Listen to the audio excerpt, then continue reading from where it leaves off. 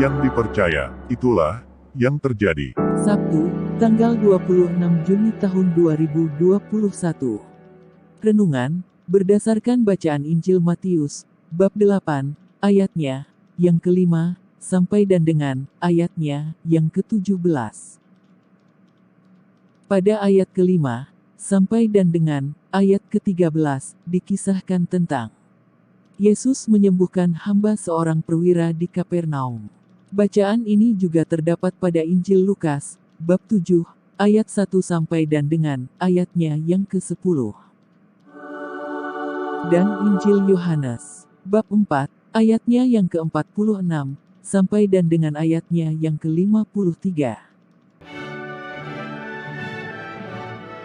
Selanjutnya, bacaan, pada ayat 14, sampai dan dengan ayatnya yang ke-17. Dikisahkan mengenai Yesus menyembuhkan ibu mertua Petrus dan orang-orang lain. Bacaan Injil Matius bab 8. Pada ayat 14 sampai ayat 17 tersebut, juga terdapat dalam Injil Markus, bab 1, ayatnya yang ke-29, sampai dan dengan ayatnya yang ke-34. Dan Injil Lukas, bab 4, ayatnya yang ke-38, sampai dan dengan ayatnya yang ke-41. Yang dipercayai, itulah yang terjadi. Hal ini terjadi pada diri seorang perwira yang memohon kepada Yesus supaya hambanya yang terbaring di rumah karena sakit lumpuh, dianugerahi kesembuhan. Katakan saja sepatah kata, maka hambaku itu akan sembuh. Matius, bab 8, ayatnya yang ke-8. Kata-kata ini sedemikian mengagumkan, tidak hanya bagi para murid, tetapi juga bagi diri Yesus. Sebagai tanggapannya, Yesus mengatakan, Aku berkata kepadamu, sesungguhnya, iman sebesar ini, tidak pernah aku jumpai, pada seorang pun, di antara orang Israel.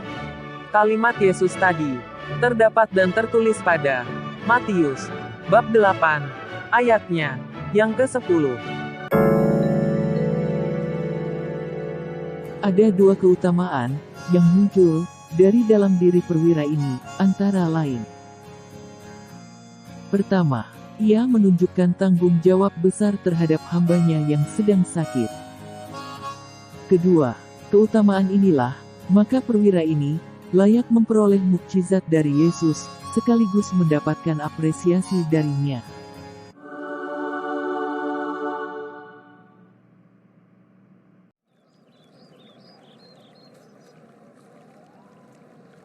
Menurutku, ini adalah tempat yang baik untuk berdoa. Tempatnya sunyi, seperti Yesus, yang selalu mencari tempat yang sunyi untuk berdoa, sebagaimana yang tertulis dalam Injil Lukas, bab 5, ayat 16. Akan tetapi, ia mengundurkan diri ke tempat-tempat yang sunyi dan berdoa.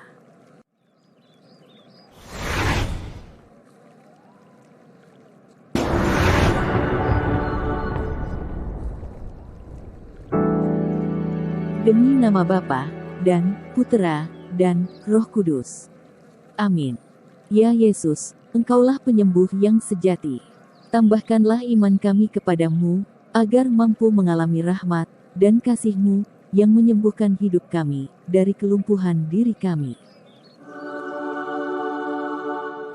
Semoga, kami percaya akan kuasa kasih-Mu yang menyelamatkan, dan menyembuhkan. Tuntunlah kami pula, untuk memiliki sikap kepedulian dan kepercayaan satu sama lain. Amin. Demi nama Bapa dan Putera dan Roh Kudus. Amin.